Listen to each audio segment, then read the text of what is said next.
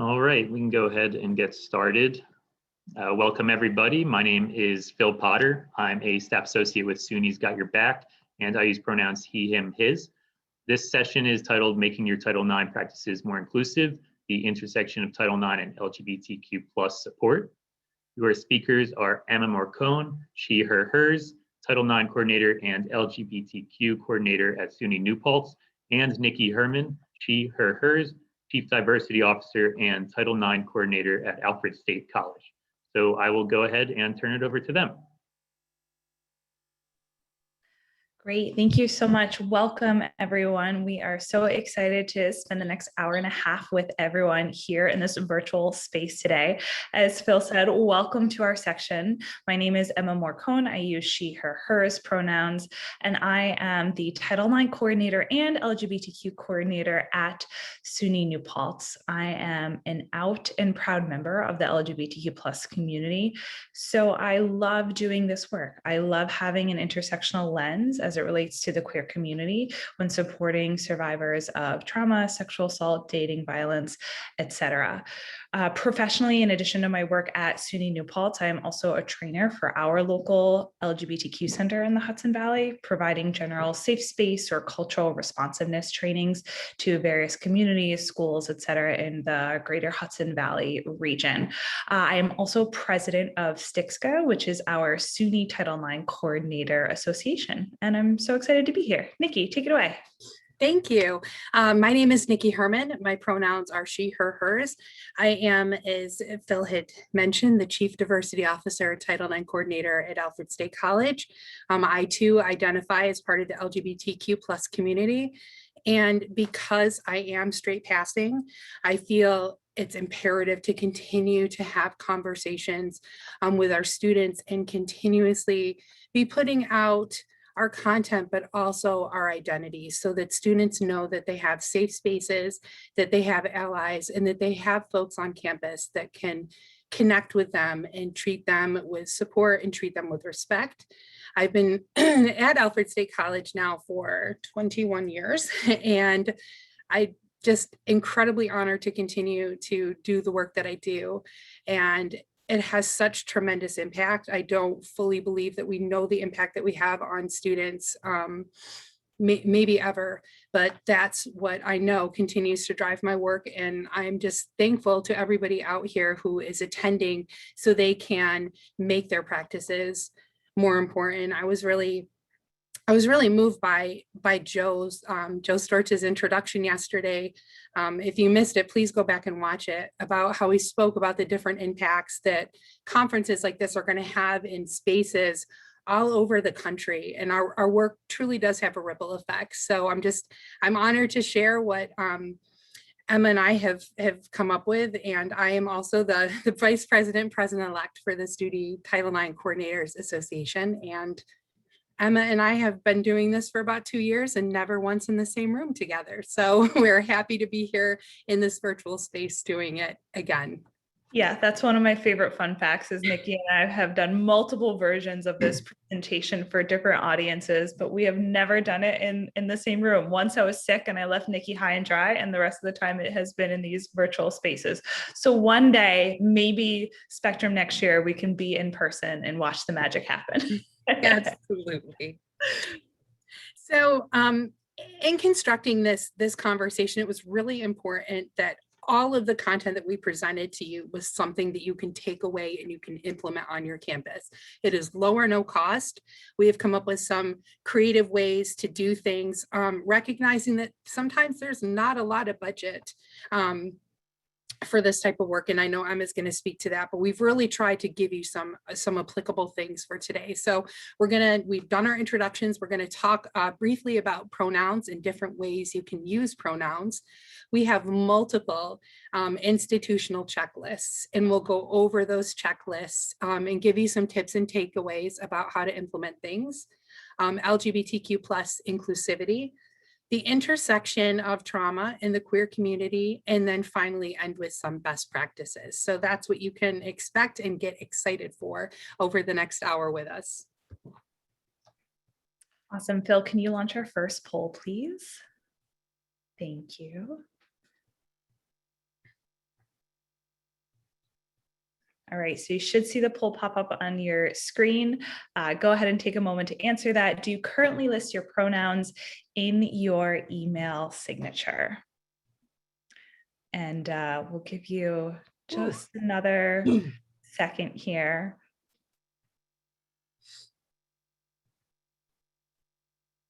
Great. And then I think, Phil, whenever you're ready, you can go ahead and share those results so the rest of the folks can see. Great, great, great. And we'll definitely give you some more time in some of the longer polls. This was just a quick icebreaker to get us started. So we have a pretty good mix. About 3/4 of you, about 74% of you do list your pronouns in your email signature. And let's talk more about that. Let's talk a little bit about pronouns. Nikki, you can go ahead and go to the next slide. I know that if you're attending this conference, you probably have had a lot of conversations about pronouns in the past. So I want to be mindful not to spend too much time on this. However, in the lens of supporting survivors, talking about pronouns can be really powerful and really important.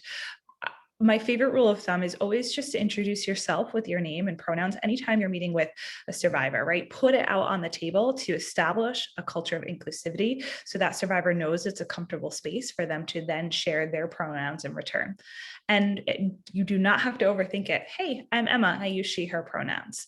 If you are in a space where you aren't doing formal introductions, maybe you are going physically to someone who is in a sense of trauma, they're in distress, never assume someone's pronouns, ever, ever, ever.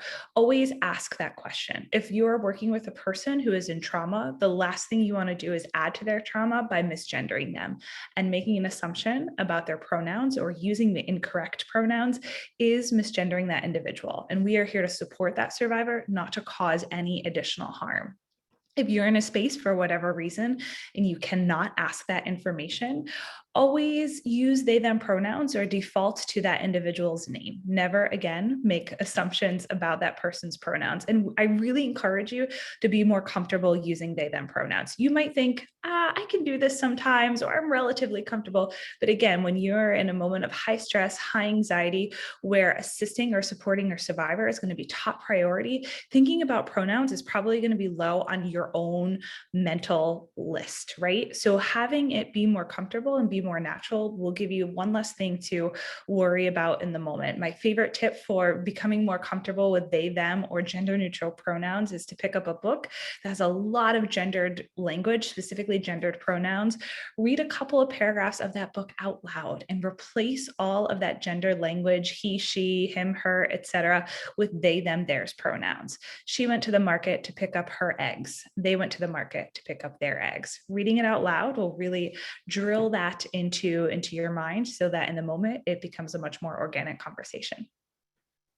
And I think you realize just how gendered our language is.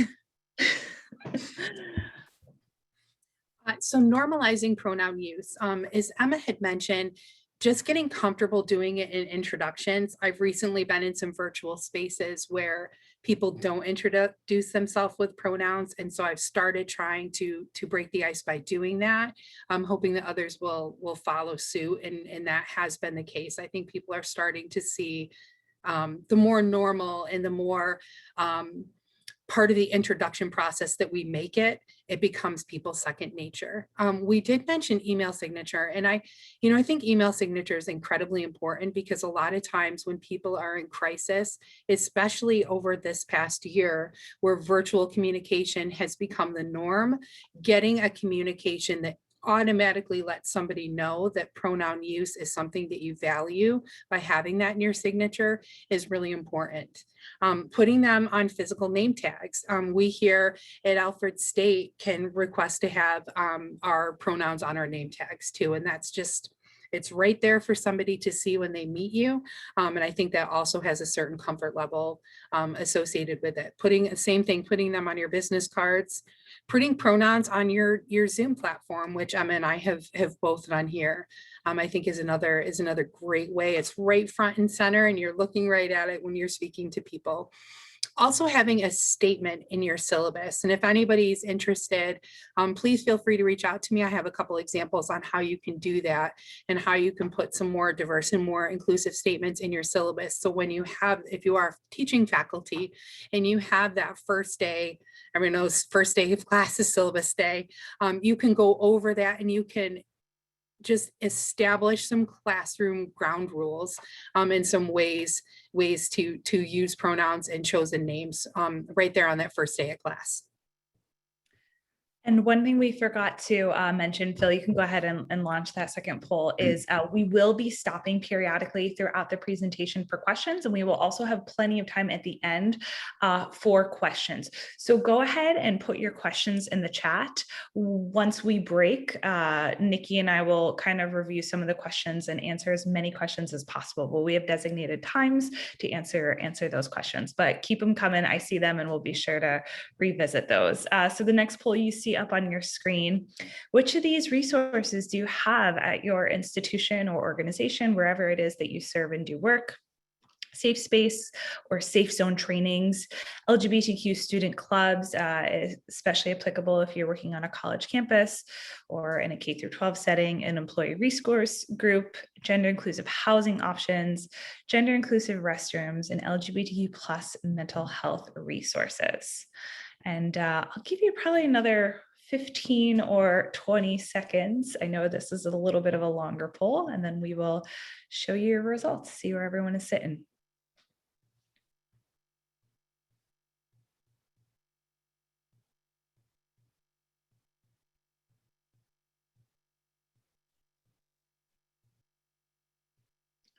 All right, I know a couple of you are still responding, but Phil, if you want to go ahead and show the results. Great, great, great. This is amazing. This is so great to see where everyone kind of sits. And we're going to talk about each of these various entities and ways that we can establish them despite some budget challenges that many institutions and organizations are sharing. Yes.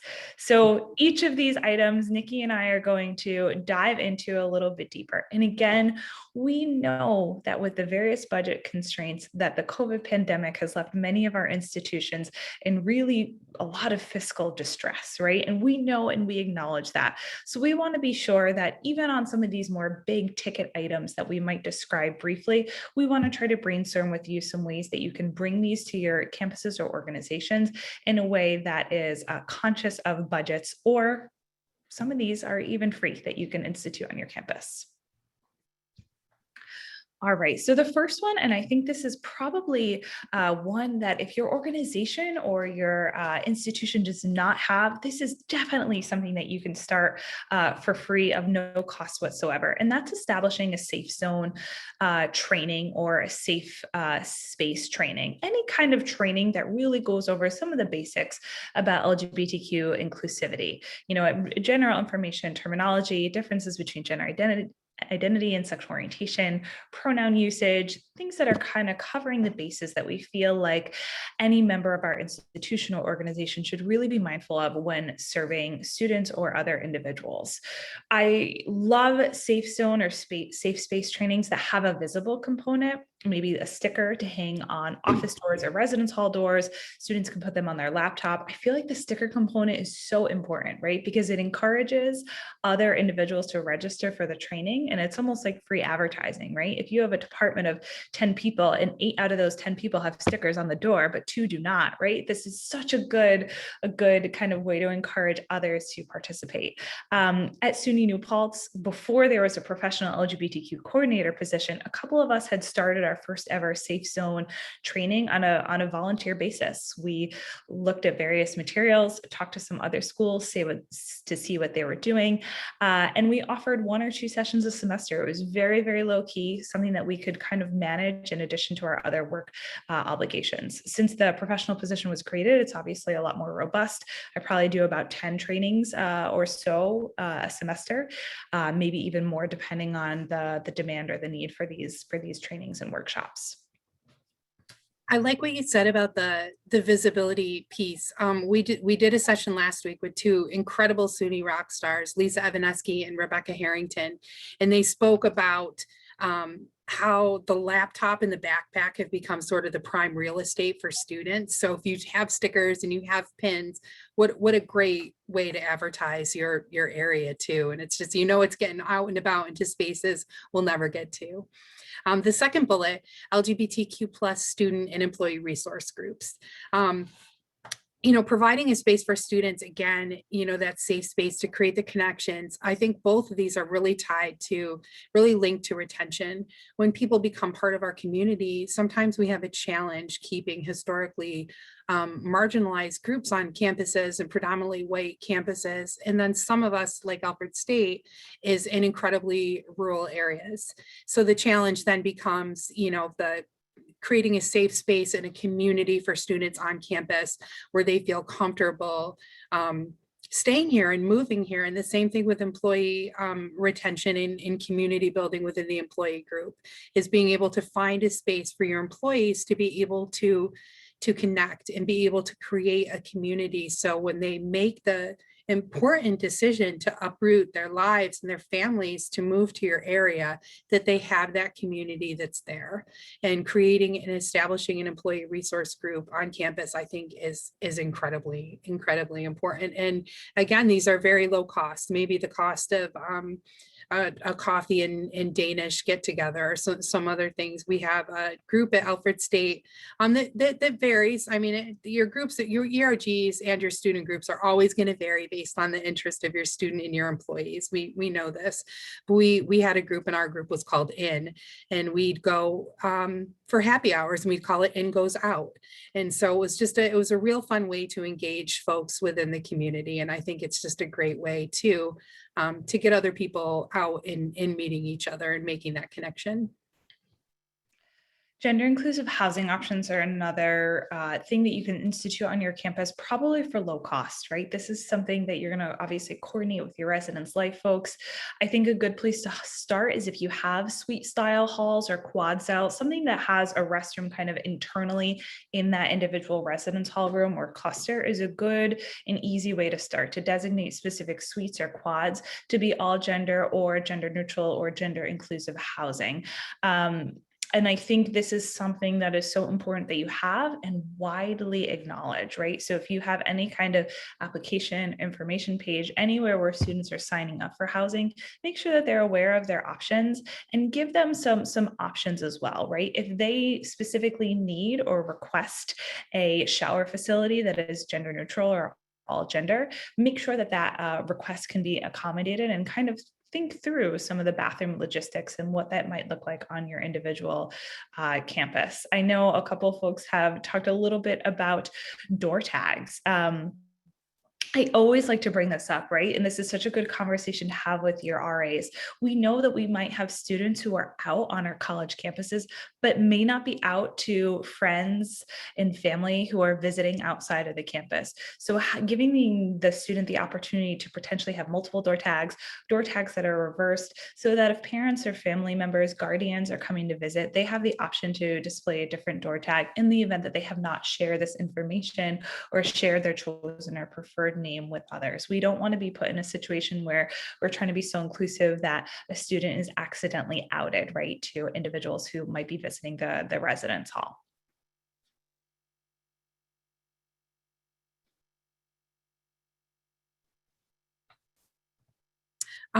Gender inclusive restrooms, again, health, safety, and comfort, I think is just a huge conversation. And I know it's a conversation that we continue to have, because restroom and safety and all of those aspects are really important. So making sure that you have some gender inclusive restrooms identified, and working with your facility folks. There are some different rules, probably depending on state, as to how quickly you can transform one restroom. I know some of it's based on like ratio and the numbers that are needed, but are there spaces that are potentially lockable? Are there different areas? And when you go to renovate your buildings, making sure that somebody is there to champion the fact that you have this ability to then build in a gender inclusive restroom. And being inclusive benefits everyone. And having accessible restrooms, you're also helping folks who have special needs, who may need more privacy when utilizing the restrooms.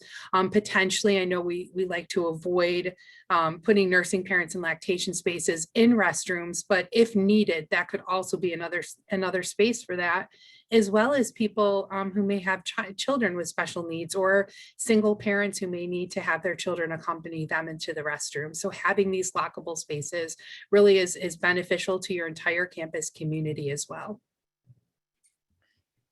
And next on this slide is talking a little bit about LGBTQ mental health resources. One of the things that we have at SUNY New Paltz, and I'm so glad that we do, is an LGBTQ liaison in our psychological counseling center on campus. This is great, right? This is the point person who runs any kind of LGBTQ outreach, runs our LGBTQ specific support groups or the counseling center.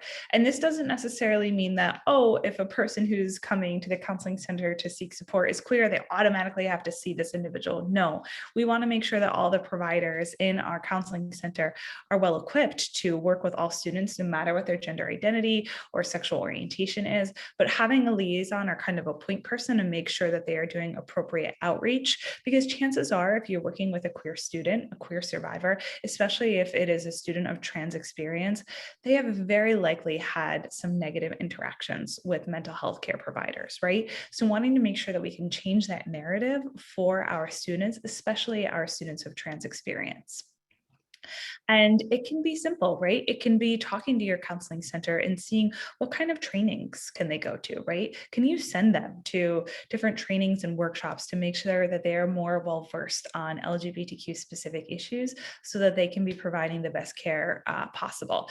I also think it's helpful, depending on the area that you live in, if you're referring students off campus, whether it's to a local center, a local rape crisis center, anything like that, making sure that you are aware of what providers in your area are going to be providing affirming services for the LGBTQ community. But again, for trans students specifically, you don't want to just refer a student off campus unless you know that this person is going to be affirming of that individual's gender identity or sexual orientation. Perfect. Such a great point. On to our next poll.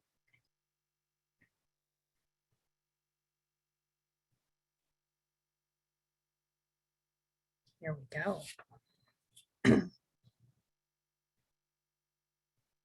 So this is one of our institutional checklists. So which of these resources do you have at your institution or organization? And please check all that apply. Chosen preferred name policy, LGBTQ plus friendly conduct teams, trans inclusive healthcare, LGBTQ professional coordinator position, or that bottom one, it's cut off on my screen, says LGBTQ/diversity center, so student space.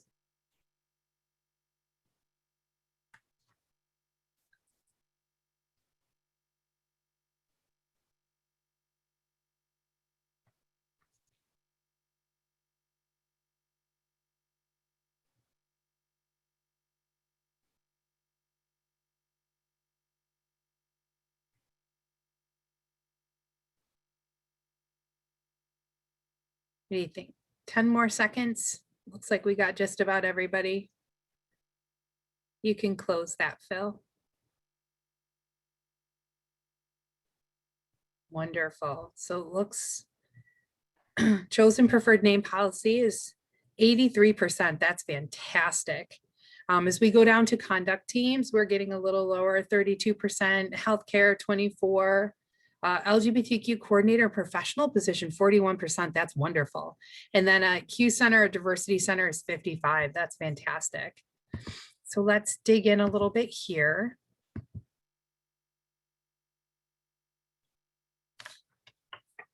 Yes, and I saw in the chat that a couple of you don't have any of those, and that's okay. That's okay if you didn't submit the poll. This is just to have a way to interact and get a better sense of what our audience is. But I'm going to talk a little bit more about, even if you don't have these at your institution, how you can potentially implement them at no cost or minimal cost. And that's okay. And if you're not sure, I'm seeing the chat. If you're not sure what these resources mean, that's okay. We're about to talk about them right now. So the first one, chosen preferred name policy. I know a good chunk of you said that you had this at your institutions. That's great.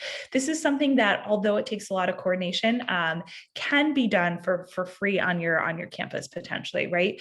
This usually involves key stakeholders like your registrar's office, your IT folks, or any other office that kind of upholds any important student records. So essentially what this does is it allows a student to have a chosen or preferred name listed internally on your campus, right? So it wouldn't necessarily change any places that are going to require a student to list their legal name. So things like FAFSA or anything from federal government like financial aid, potentially diplomas, transcripts, any kind of official legal document. There may be, you may be unable to list a student's chosen or preferred name there. However, things that are really high touch areas like class roster. So when an instructor or professor gets a class roster, they will only see, ideally, that student's preferred or chosen name. Any place that's going to be very visible for the student. If you have any kind of dining services, any place, like if you have a Starbucks on campus where they're going to be shouting out that student's name in a crowd, right? Anything that we can change internally, I think is such a great solution so that students can feel like they can use this name authentically. It is, depending on the state, of course, a very challenging and often a very expensive process to change your first name, to change your name legally. And we know that there's a lot of barriers that exist for students being unable to change that name. Likely your campus already has these in place. If a student, for example, gets married and changes their last name, there's probably some protocol in place when a student changes their name. So implementing it to make sure that we can do it for our trans and non-binary students or any student who has a chosen or preferred name is very essential. I think it's critical too, to be able to offer this. I forget who said it yesterday, it was during the president's panel about the importance of like the college experience for students who are finally able to dive into their identity in a way that, you know, as Emma said, feels authentic to them. And I think one of them for sure, and probably starts with the name that people would like to be referred to. So our LGBTQ conduct friendly terms, these again are really easy and inexpensive ways to make your conduct process more friendly. First off, going through and having done this, I would say get multiple folks to review it, removing binary language in your codes, your conduct, in your websites. You wouldn't believe how many times in your code of conduct you'll have the student referred to as he/she.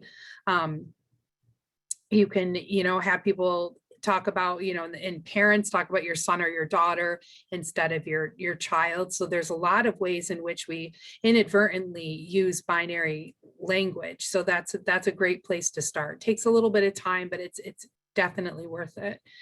Making sure that your conduct violations are phrased and enforced in ways that are inclusive and mindful that not all sexual assault is heteronormative.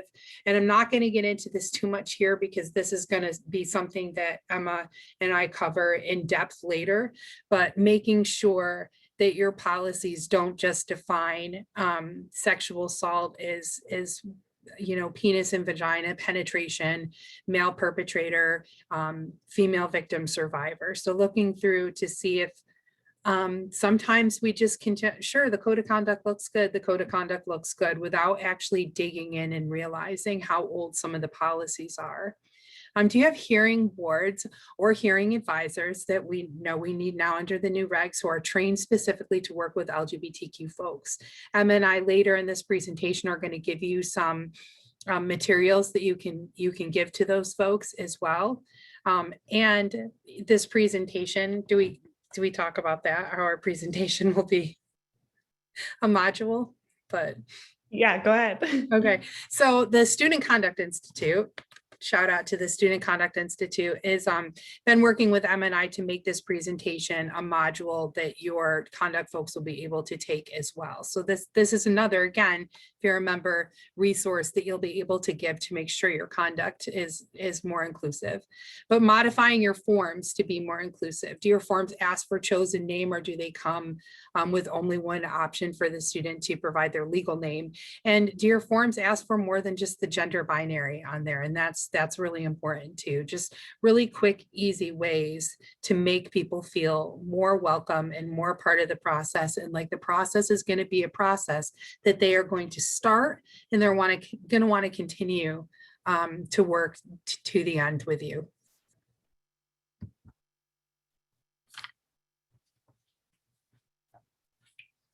Trans-inclusive healthcare. So this, Emma got into this a little bit with your health centers, but does your school have medical staff that's trained to work with the needs of trans students? And are there safe places or ways for your students to obtain safe and legal hormone treatments? So that may be a relationship with a local provider. That may be looking into getting your students transportation so they can get to a local Planned Parenthood or a local provider or to a pharmacy where they can pick up their medication, and then have safe and caring mental health care professionals for your students in transition. We can't stress how critical this is. It's just when we do a soft handoff or we take a student down to the health center, we say to them, these are the folks that are here to help you. We want to know that we are handing them off to people that are going to treat them with dignity and respect. And sometimes that takes us going down to that area and saying, how can we help you? What trainings can we provide to you? What materials can we provide to you? So it really is a true partnership to be able to help our students. Yeah, and just adding on to that, I did a training recently, not at SUNY New Paltz, but with another health center group at another institution. And some of the research I was doing ahead of time, because they wanted to kind of continue their learning process. There are a lot of conferences that are specific for healthcare providers, that are specific to the LGBTQ community or to the trans community. So I think those are really great resources to recommend to your health center, especially if you have a sense that they could use some additional support in this area. And it might be support that you are unable to give. Maybe it is more specific to the medical community or whatever the case may be. These last two bullets, we know these are reaches, especially during budget crisis, if this is something that your campus hasn't already established. We know that it's a lot to ask during the budget crisis. However, I think it's so important to kind of have these in your mind if this is something your campus doesn't have, something to advocate for. In terms of advocating for an LGBTQ professional, make a list of all the volunteer things that you or other individuals on your campus are volunteering their time to provide. What does that look like? But also, what more could be done if there was a paid professional kind of overseeing these initiatives? Yes, there's a group of volunteers who is doing a safe zone training. We only have capacity to offer it once a semester because we have our other jobs, our other primary responsibilities to worry about. But maybe the demand is so high that you realistically could do 5 or 6 of these trainings a semester, but you don't have the bandwidth to do. So start making lists of all the LGBTQ things that are happening on your campus, or things that should and could be happening on the campus, as a way to try to advocate and justify this position.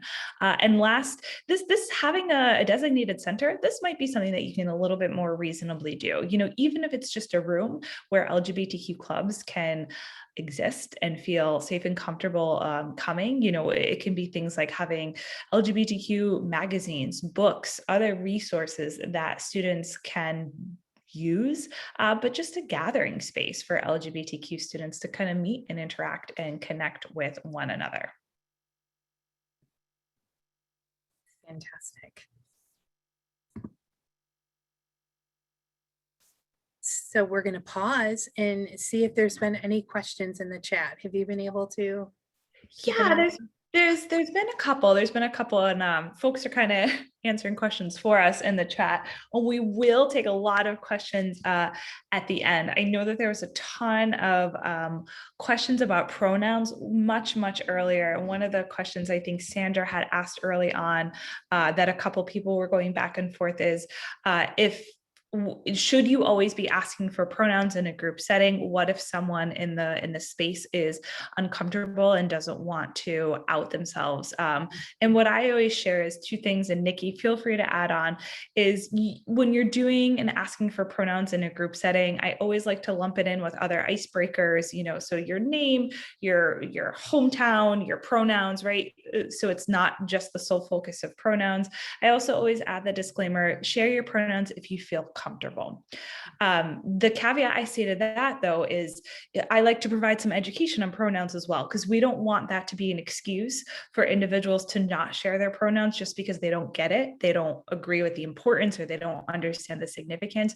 Do some education building. Again, we don't want to out someone or make them feel uncomfortable, but at the same time, we want to make sure that everyone is on the same page about establishing a culture of inclusivity. Nikki, anything you want to add to that? Well, I think you absolutely did it perfectly. Perfect. So I think maybe we should move on and then make some space at the end for some additional questions that come through. Perfect. So we're going to share the first half of this video. It's entitled Vanessa Goes to the Doctor. We encourage you to watch the entire video, but for time's sake, we're going to show you the first half of it. And I think it's when we look at having resources and having materials to have in our bank when we go out and we talk to folks and we train them, I think that this is a really powerful one, especially when you're talking to your healthcare providers and your health center folks, to let them know what a truly negative experience looks like, and how easy and high reward it is to work to create a more inclusive experience for all of your patients in the health center, in the counseling center, but in particular for our trans identifying individuals.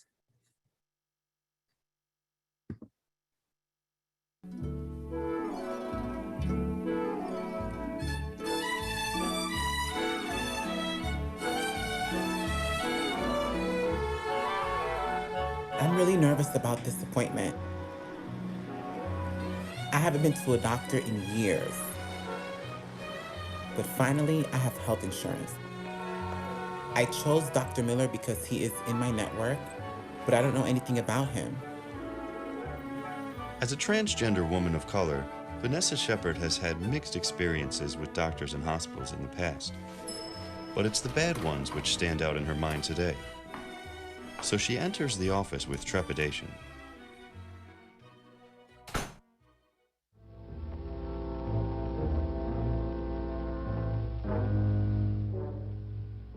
Immediately upon entering, she begins to scan the environment for clues. Will she be welcome here? Will she be safe? Do the posters reflect a diverse patient population? Is there a non-discrimination policy posted? No, there is not. Hi, my name is Vanessa Shepard. I have a 10 o'clock appointment with Dr. Miller. Looks like this is your first time here. Please fill out all the pages on this form. Bring it back to me when you're finished. Thank you. Intake forms are a powerful and early indicator of the safety and welcome LGBT people can expect in a healthcare setting. What am I supposed to do here? Do I have to lie, or how truthful can I be? Name? I'm just putting Vanessa. Sex? Only 2 choices? I hate this. I guess I have to check mail, the sex on my insurance card. Relationship status. With these options, I guess I have to choose only single.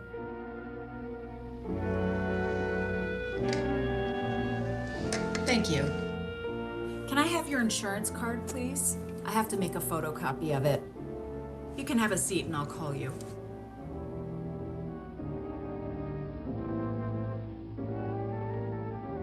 Would you come here, please?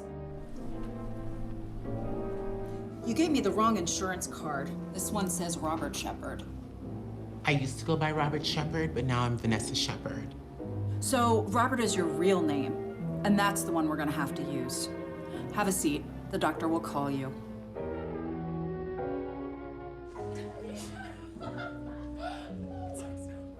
Mr. Shepard?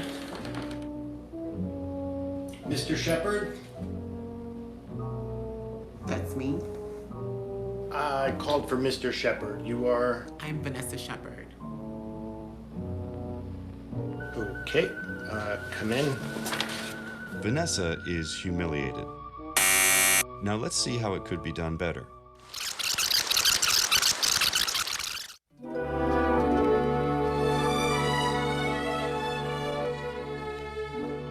Vanessa scans the walls upon entering the waiting room and immediately spots a non-discrimination policy, and yes, it includes both gender identity and sexual orientation. A rainbow sticker, yes. Oh, and they have the advocate? Great. Hi, my name is Vanessa Shepard. I have a 10 o'clock appointment with Dr. Miller. Oh, looks like this is your first time here. Please fill out all the pages on this form and bring it back to me when you're finished. Thank you. It's immediately clear that this intake form reflects a medical practice with a diverse clientele, and that the providers here want to know who their patients are. The form has a place for Vanessa to write her legal name and her preferred name. It has more than 2 sex options, and a place to indicate she's in a committed relationship. All done? Thank you. Can I have your insurance card, please? I have to make a photocopy of it.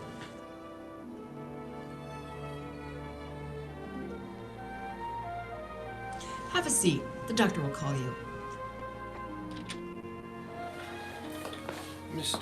Excuse me, Ms. Shepard? Hi. Hi. Welcome. Thank you. Come on in. And now the appointment begins.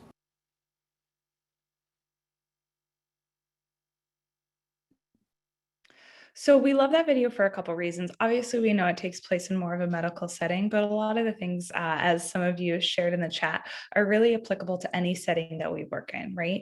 And being mindful about things like, what does your front office staff look like? Or the person who is, checking people in, or that front visibility factor. Are they trained on these kinds of issues, concerns? Are they going to be mindful and affirming? What things can we do in our physical spaces to make it more inclusive for survivors who are also part of the LGBTQ plus community, and certainly being mindful about forms. And we'll talk about that when we talk about various language that we can use during the intake process. So now we're going to switch gears. Not too far switching, but talking about intersections of trauma in the queer community. And one of the first things we wanted to bring to your attention is that there's a lot of compounding factors when we talk about trauma in the queer community. One of the things that I like about that video is right at the beginning, they talked about Vanessa and how Vanessa had terrible experiences with healthcare providers. So I think we have a lot of our LGBTQ plus students who have had negative interactions with healthcare providers and mental health care professionals. So that can compound with maybe they're in the process of figuring out their identity and seeing what that looks like. And I think for people who aren't familiar with terminology and the LGBTQ community and varying identities, that can become confusing and inadvertently work to shut that student down if comments are made like, we don't understand what it is you're talking about, kind of scenarios. So that makes it more difficult for students coming forward and talking about trauma and talking about their experiences. In a lot of communities, there's lack of LGBTQ plus resources. So a lot of our students are coming in maybe never having seen a mental health care provider or a doctor for any of their, situations around transitioning or around reproductive health care. And then, finally, I think that one of the compounding factors is recognizing when we get into the statistics, and I'm sure it's not a surprise to our audience here, but a lot of sexual and interpersonal violence within this community happens at very young ages. So our students are oftentimes, statistically, we know, coming to us already having been the victims of sexual interpersonal violence and have experienced trauma. And I know a couple of you were asking, I put the link to the YouTube video right in the chat so you can have it. But if you just search Vanessa Goes to the Doctor, you can find that right on YouTube to use. talking about identity in terms of the intersection of trauma in the queer community. And we're talking both about the survivor and the perpetrator or friends, witnesses, anyone kind of involved in the narrative that the survivor is sharing. Obviously, we don't want to make assumptions about gender identity and sexual orientation, right? We don't want to make assumptions, as we talked about a lot, about pronouns, right? So we don't want to assume pronouns about that perpetrator or that attacker or that alleged individual either. You know, if a survivor says the name of that potential perpetrator or that perpetrator, we don't want to assume a set of pronouns that is associated with that individual. And same thing, if that survivor is mentioning other people who maybe have been involved, a roommate, a friend, not making assumptions, but also not making assumptions about sexual orientation either of the survivor or anyone else involved. And I think that's really, really important, especially when we talk about the sensitivities of sexual trauma in the queer community, being very, very mindful of how that person identifies and their sexual orientation. Even if the survivor says something and it's a cis woman saying, well, my boyfriend has been really supportive throughout all of this. We don't want to make an assumption, oh, well, this person is straight, right? This cis woman is straight because she just said she has a boyfriend, right? Because we know that there are complex identities and she can be attracted to multiple genders. This also goes hand in hand with that fear and that shame that might be associated or might come forward when reporting. We know, and in many cases for good reason, that often the narrative of sexual violence is between what two genders? It's between men and women, and usually it's females who are survivors and males who are the attackers or perpetrators.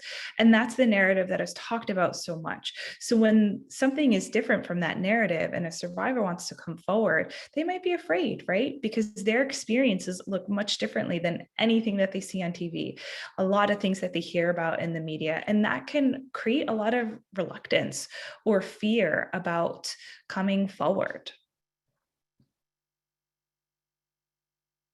I think you're muted, Nikki. If it didn't happen at least once, is this even a Zoom presentation? I promised myself I wasn't going to do it either. Availability of resources, I think, is very challenging to us, especially in rural communities. And I'm so excited that there's going to be a presentation on it. So a lot of times, the more remote you are, the more difficult it is to find resources to help survivors, and then resources who are trained to address and to work with the queer community.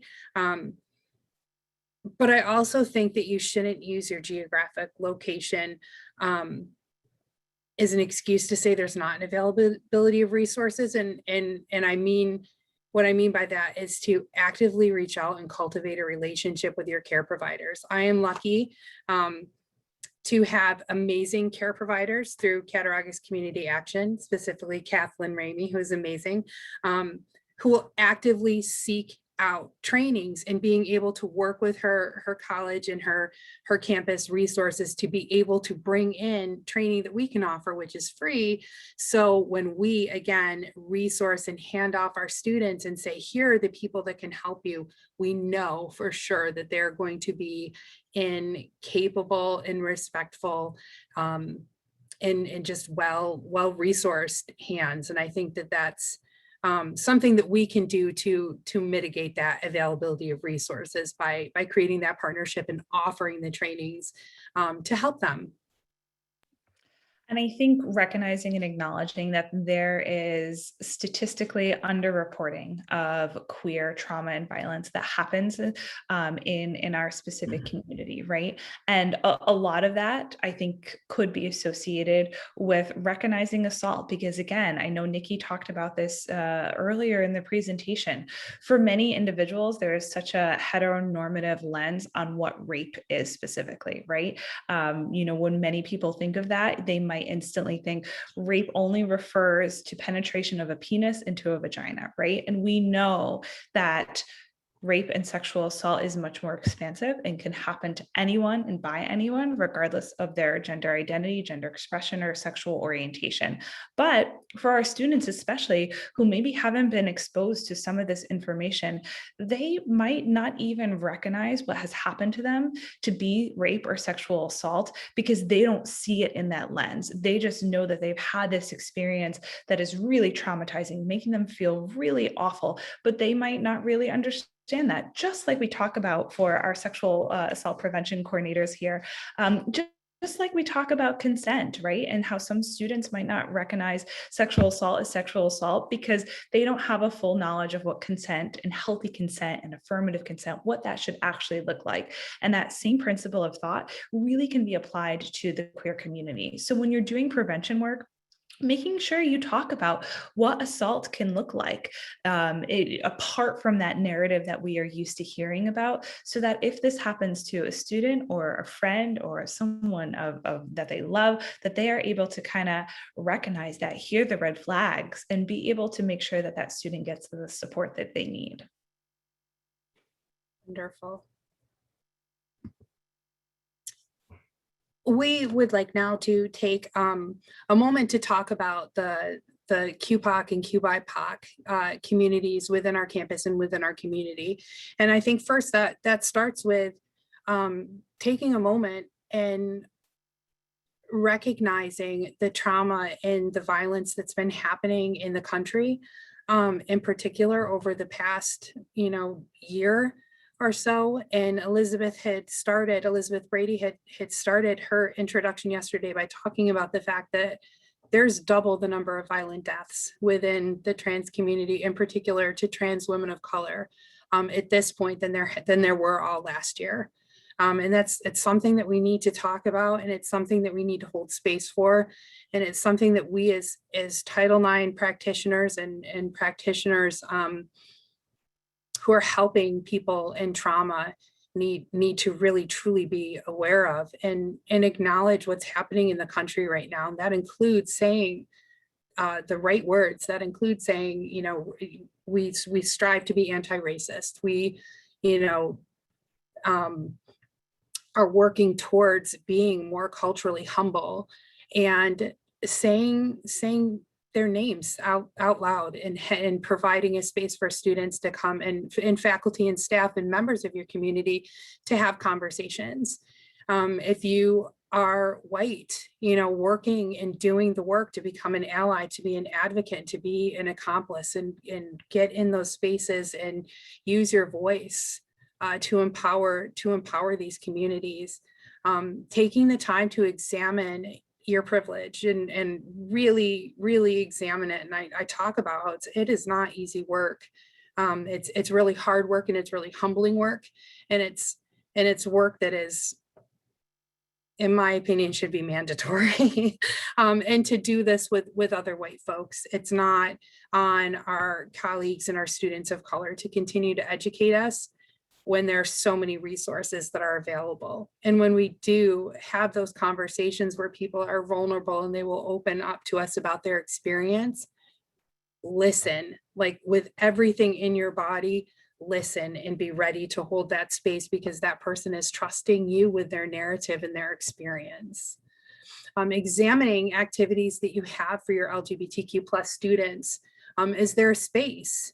Is there a space where our QPOC and our QBIPOC students feel like this event is also for them and that they are welcome there? And that starts with asking them. Just asking them if this is an event that they would feel comfortable going to or they want to go to. And if that's not the case, I think it's okay to have caucus groups and mixers and events for only QPOC and QBIPOC students, for sure. Are there virtual speakers? Are local members of the community that can come and speak to these students? So making sure that we're not only getting guest speakers who can come and speak to our students from just one lens of the queer identity, because there's so many intersections within that community as well. And you want to make sure that those voices are being heard.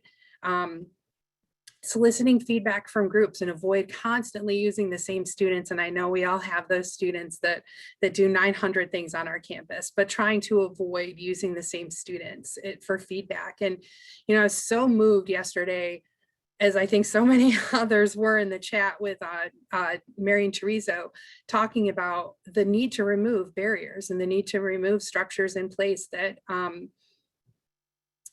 really put up barriers and inequitable experiences for populations. And I feel for me, and I know for Emma, one of the ways we can do that is creating a space where people feel empowered to share their experiences and to really feel safe and supportive.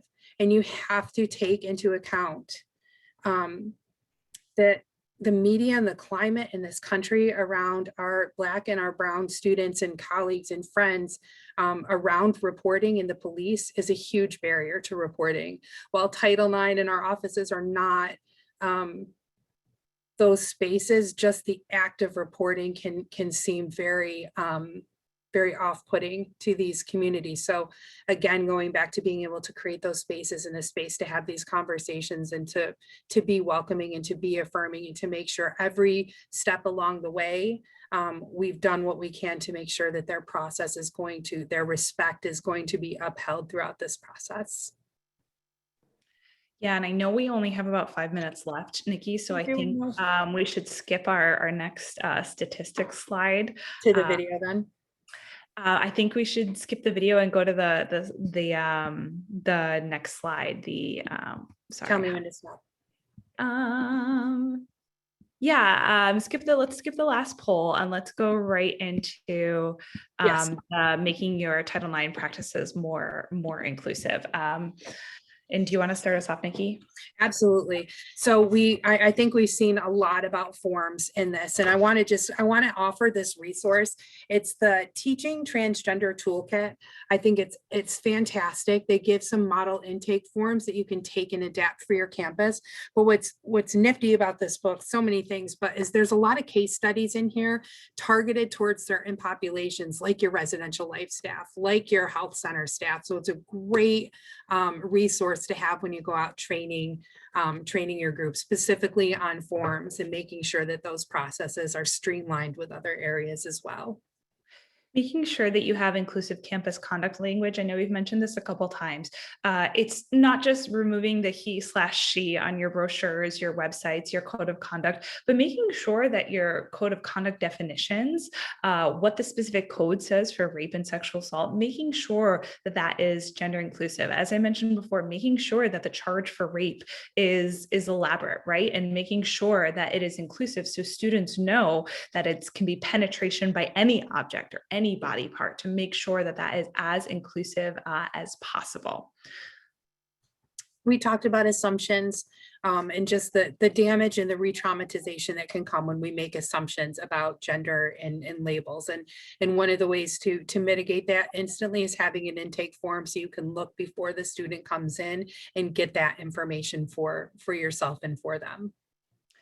If you take away nothing else from this presentation, I hope it is this next bullet. To me, this is like the essential thing about working with survivors of the LGBTQ+ community, is to always mirror the language that the survivor is using, both in reference to potentially their sexual orientation and any labels that they're using to describe themselves, but also if they're describing specific body parts. If they're describing to you in detail what happened in their sexual assault, and the student, for example, says, and then they grabbed me on my chest, you don't want to say, so when they grabbed you on your breast, what did you do, right? You want to always mirror the language that that person is using, especially when it comes to body parts. That is so incredibly important, that we are using language that the student wants us, or the survivor wants us to use.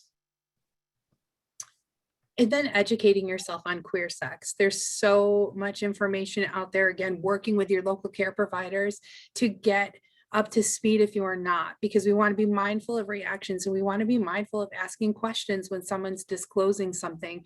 We also don't want it to turn into an awkward situation where the student is then having to educate us about queer sex, and that's not their role. We want to be mindful of having some sort of facial reaction or you know, in our body language when they disclose their accounts, and then different forms of STI and different forms of protection. Like not all STI and protection is birth control, and just being aware of what else is out there. We said this before, but making sure that you have your advisors and also your hearing board or your hearing committee decision makers, make sure that they are trained in LGBTQ issues, especially anyone who's going to be doing any kind of questioning during a hearing or conduct process. And then obviously make sure that your advisors are going to be mindful, right? Making sure that advisors or anyone to support students are going to be mindful about pronouns, are going to be mindful about all the things that we discussed in the presentation today.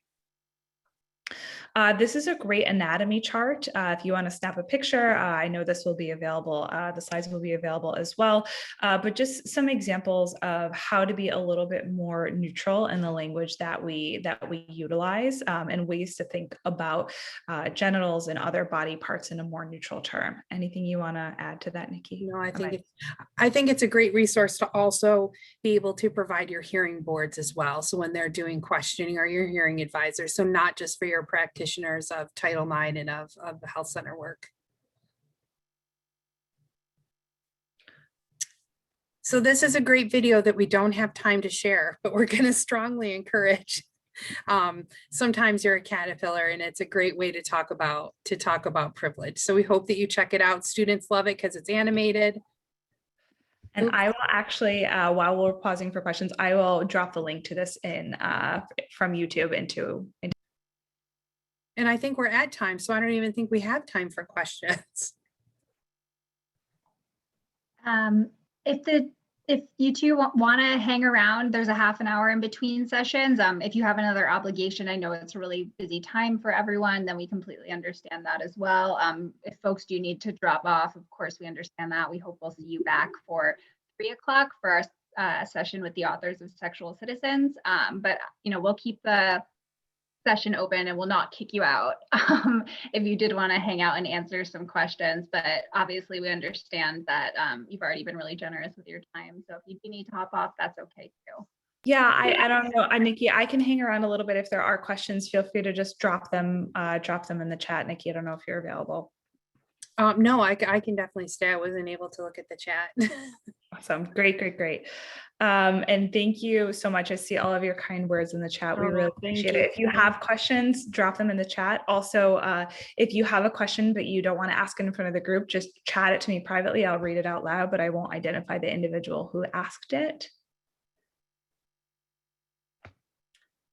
Someone asked, and Nikki, I'm bouncing this to you because I know you talked about it. Would you be willing to share your syllabus statement? Oh yeah, for sure. Awesome. If someone wants to email me, I can put my email in the chat. Yeah, why don't you do that? And if anyone wants to just shoot Nikki an email.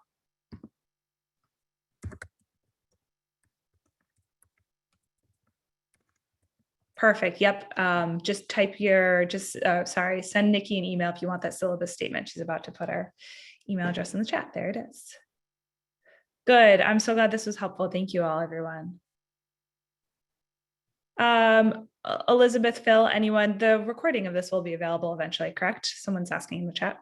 Yeah, the recordings, we're working on parsing out the recordings and posting them onto our YouTube, which will have individual sessions on there. It just takes a little bit, right now my browser, there's still 1 hour left for one of the videos to download, but it's also available for playback on our live stream right now, which I can put the link to in the chat. If someone's like, I really need to go back and watch that one part in the next couple hours, they could do that, but otherwise we'll have it nicely put into a playlist in a day or two.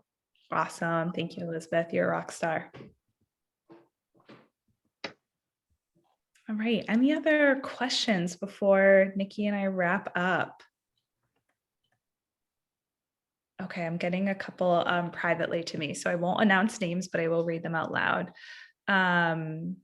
So someone's institution has a chosen name policy, but not on the ID cards. So I'm going to answer this first, just because this is something that I battled with a little bit for a long time at New Paltz.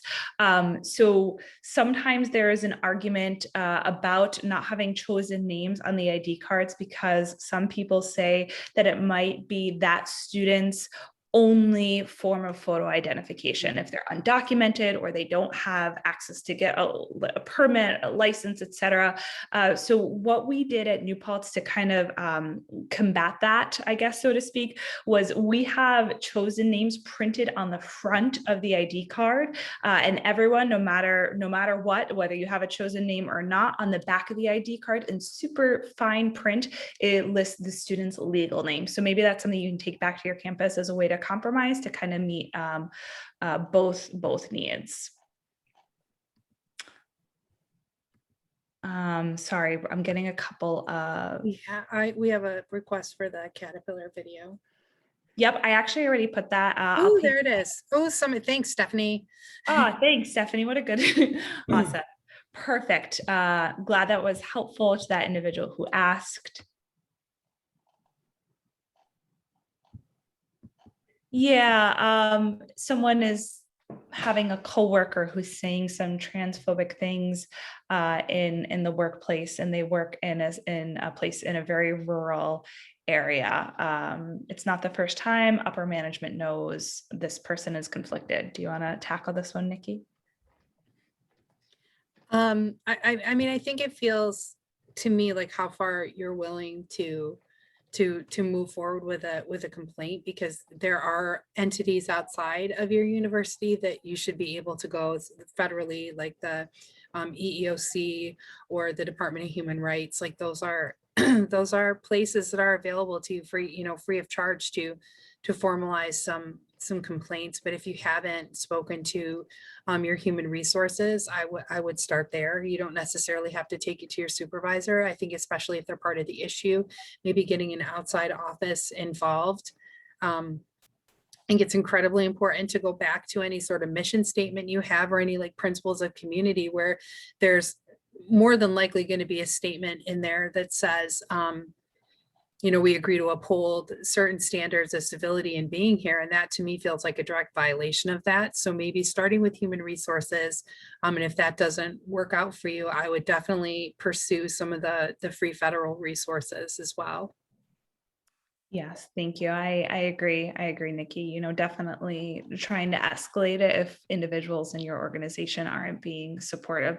I know there's a lot of questions about the video. Roma is a rock star and pasting them and labeling them, but they're both on YouTube and easy to find. So if you literally just go to YouTube, type in Vanessa goes to the doctor, it'll pop up. And then the same thing with the Caterpillar video. Sometimes you're a caterpillar. If you type it into YouTube, that'll be the first thing that comes up.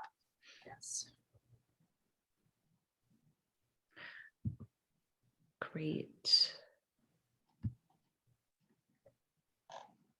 Any other questions?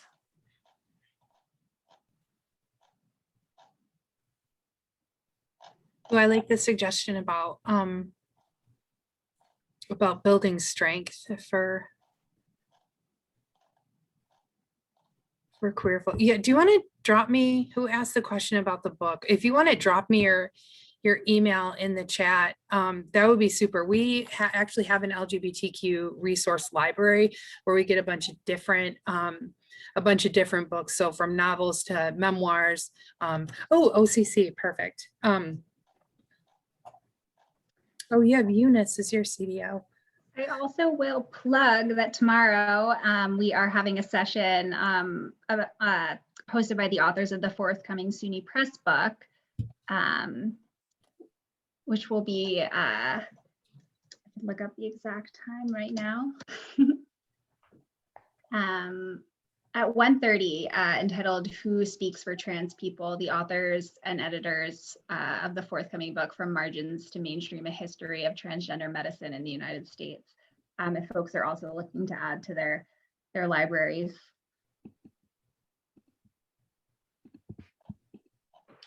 Great. So I'm not seeing any additional questions. So I want to thank anyone who kind of hung with us until the very, very extra late end here. We appreciate it. Oh, so you put a question up there. I'm sorry. If you want to retype it in the chat, we must have missed it. I know that there's been a lot of discussion in Moving the so fast. Yeah, so feel free to, if your question didn't get answered, I think Nikki. Oh, any grants to fund an LGBTQ professional? If I can answer, consider looking into student affairs programs if that's your field of interest, student affairs academic programs that have fellowships available on campus. I gave one specific example of one that I know it's a little bit far from you, but the Connecticut State University system has a student affairs program at one of their campuses, and then a fellowship program at a separate campus, specifically in their LGBT center. So definitely a really good place to start student affairs fellowships. There are a lot that will cover tuition or at least offer a stipend. Thanks, Great. Elizabeth. Sure. Thank you. And thank you everyone for the kind words. And I know so many of you are kind of making recommendations or answering questions right along with us. So thank you for being so engaged in the chat. We appreciate that. Someone said most active chat ever. Hey, nailed it, Nikki. Well, thank you both so much for being so generous with your time and staying a little bit late, and for this really rich presentation. We're excited and grateful, and we hope that folks will be able to join us again at 3 o'clock. So go grab a snack and check your email, and see you back right here. In just a little bit, we'll be joined by the authors of Sexual Citizens. Thanks so much, everyone. Awesome. Thank you, everyone. Have a great rest of the day.